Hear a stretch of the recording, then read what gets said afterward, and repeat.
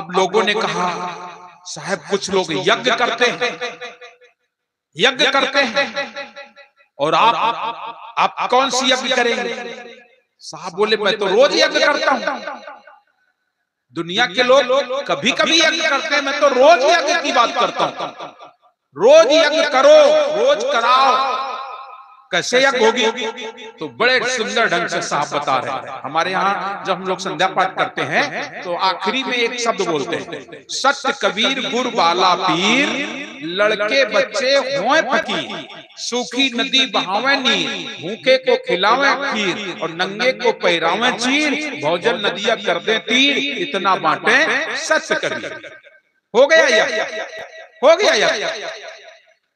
तुम्हें मैं बताऊं, एक यज्ञाचार हमारे यहाँ आ गए। अक्सर ऐसा होता ही रहता है।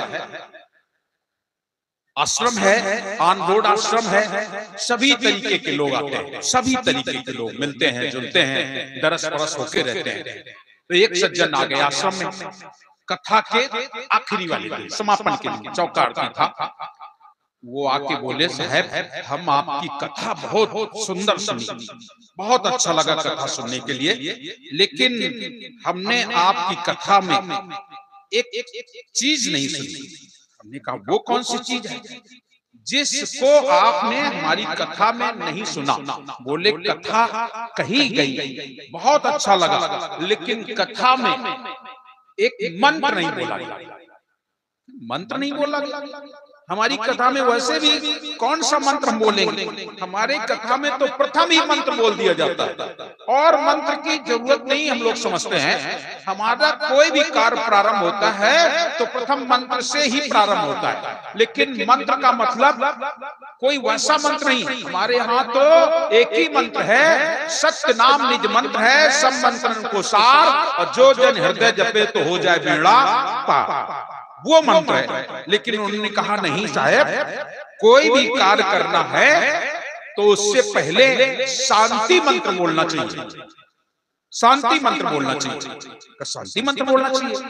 हाँ, तो हमने कहा बिना शांति के तो कुछ होता नहीं, बिना शांति के कुछ होता नहीं। आप लोग यहाँ बैठे हो इतने सारे लोग, अभी अगर हल्ला मचाने लगो हम कथा कह पाएंगे?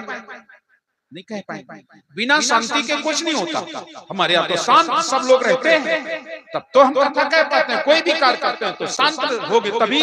बोले नहीं साहब, शांति मंत्र बोलना चाहिए। तो कौन सा शांति मंत्र होता है? क्या शांति मंत्र होता है? वो तो नहीं बोल पाए, हम ही बोल पड़े।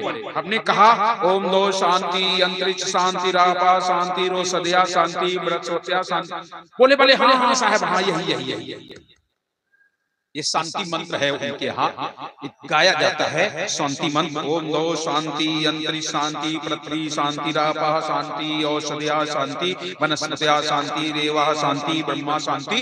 तो इस तरीके से शांति मंत्र बोला जाता है। तो हमने कहा एक बात बताओ।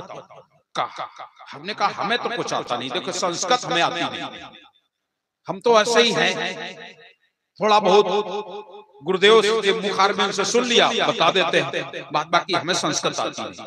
ये बताओ इस मंत्र का अर्थ बताओ, ये मंत्र क्या क्या क्या? बोले हम कोई भी कार्य करते हैं तो पहले सभी देवताओं को शांत करते हैं। पृथ्वी शांति, चंद्रमा शांति, वनस्पतियां शांति, वायु शांति, ये सब शांत हो जाए तब हम कोई कार्य करें। तो हमने कहा नाराज ना हो तो हम कुछ कहते हैं, कहो। हमने कहा ये बताओ, ये पृथ्वी तुमसे लड़ी कब? हम इससे तब कहें शांत हो जाओ जब ये लड़े। ये तो कभी लड़ी नहीं, वनस्पति हमसे कभी लड़ी नहीं, वायु लड़ी नहीं, अग्नि लड़ी नहीं। जब ये लोग हमसे लड़े नहीं तो कैसे कहते शांत? शांत तो उसको कहा जाता है जब कोई हल्ला मचाए। अभी आप लोग हल्ला मचाने लगे तो कहते हैं भाई थोड़ा शांत हो जाओ, मटाएं जरा, शांत हो जाओ। अब आप लोग जब शांत बैठे हो तो क्यों कहें शांत? क्यों कहें शांत? और तुम तो कह रहे हो ये सब शांत हो जाए, चंद्रमा शांत, सूर्य शांत, पृथ्वी शांत, सारे लोग शांत। हमने कहा ये सब शांत है, ये सब शांत हैं, हमें कहने की जरूरत नहीं है। ये कहने के लिए मंत्र नहीं बना। और यही लोग समझ नहीं पाते हैं। जो सरगुण मत में हैं, लोग इस मंत्र को मंत्र कहते हैं और मंत्र कह करके वो कहते हैं। हमारे यहाँ कहा नहीं जाता है, हमारे यहाँ किया जाता है। हम लोग करते हैं। ये केवल ओम दो शांति अंतरिक्ष शांति रापा शांति रो सदया शांति वनस्पत्या शांति पृथ्वी शांति कहना नहीं है, बल्कि शांत करना है। अब हम तो बता दिया, अब तो बहुत उम्र का प्रभाव हो गया और थोड़ा श्वास का भी, तो बहुत कम बोलने लगे। पहले मैं बहुत ज्यादा बोलता था, और ज्यादा थोड़ा मजाकिया टाइप के भी, हंस लेना भी मुझे आता है। हंस करके हमने कहा, पंडित जी एक बात कहें? बोले कहो। हमने कहा हमारे घर में जब शादी विवाह होती है, हाँ होती है, तो हम कहा हमारे घर में जो मेन लोग होते हैं उनको मैधाइन कहा जाता है। बोले हाँ कहा जाता है। हम कहा इतना बड़ा मटका रखा जाता है, उसमें चावल के दाने पकड़ाए जाते हैं और हाथ डाल के बैठते हैं। बोले हाँ। तो हमने कहा उसमें सारे पुरखा बुलाए जाते हैं और पुरखा ही नहीं बुलाए जाते हैं, और सब बुलाए जाते हैं। क्या क्या बुलाए जाते हैं आप सब लोग जानते हैं। फलाने बाबा तुम हो निभाते 3 दिना जनी आयो, आंधी पानी तुम हो निभाते 3 दिना जनी आयो, सांप बीछी आंधी पानी चींटा चींटी सब का बुला के और वही मटका में बंद कर लिया जाए। और जब सब मटका में बंद कर लिया जाए और बारात जाए, आंधी आ जाए। तो भैया मटकिया में जब बंद कर ली तो फिर आंधी कैसे आ गया? जब मटकी में बंद कर ली हो तो फिर आंधी पानी कैसे आ गया? मिठाई बना के घर दिन चींटी चीटा हो गई, तुम तो बंद कर ली हो। सांप पीछे बंद कर ली, रास्ता जा रहा, सांप मिल जाता। कैसे तुम्हारी हो? हमको ऐसे तुम सब दिन करते हो, केवल कहना जानते हो, करना नहीं जानते। हमारे कबीर पंथ में कहा नहीं जाता है, किया जाता है।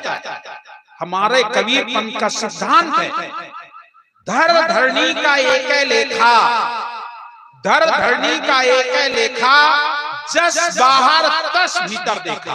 भीतर बाहर एक जैसा, इसके अंदर चंद्रमा है, इसके अंदर सूर्य है, इसके अंदर पृथ्वी है, इसके अंदर सब कुछ है।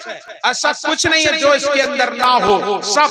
और इसको करो फिर, इसको करो शांत। आपका चंद्रमा शांत हो, पृथ्वी शांत हो, सूर्य शांत हो। साहब कबीर इसको सहज शब्द में कह देते हैं, तन थिर मन थिर वचन थिर, तन थिर मन थिर वचन थिर, सूरत निरत थिर होए। और कहें कबीर तादास को कल्क न व्यापे कोई।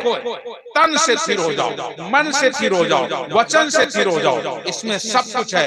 इंगला के घर पिंगला जाई, सुषमन नार रहे ठहराई। ये तो चंद्रमा सूर्य हो गए ना, दोनों की साफ बात कर रहे हैं। इंगला के घर पिंगला जाई, सुषमन नार रहे ठहराई। दाहिने स्वर को सूर्य कहते हैं, बाएं को चंद्रमा कहते हैं, और दोनों के बीच में जो मध्यमा चलती है उसमें सुषमना कहते हैं।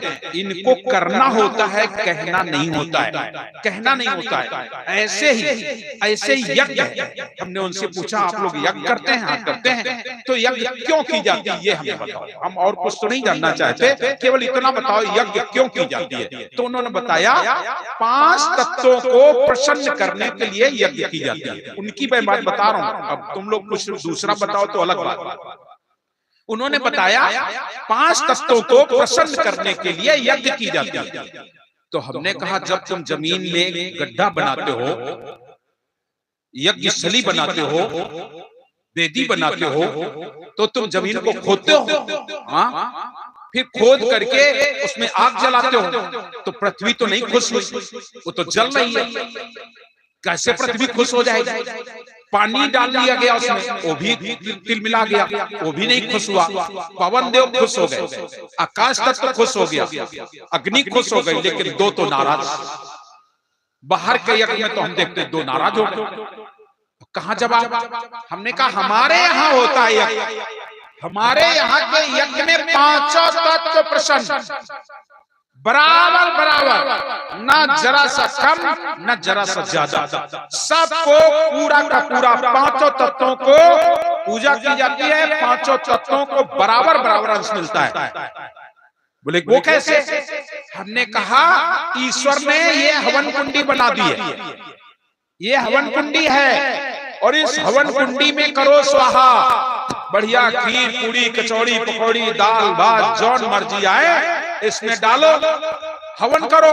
और जब हवन करोगे तो बोलो भाई ये शरीर पांच तत्वों का है कि नहीं, पांचों तत्वों को बराबर मिलेगा कि कम ज्यादा।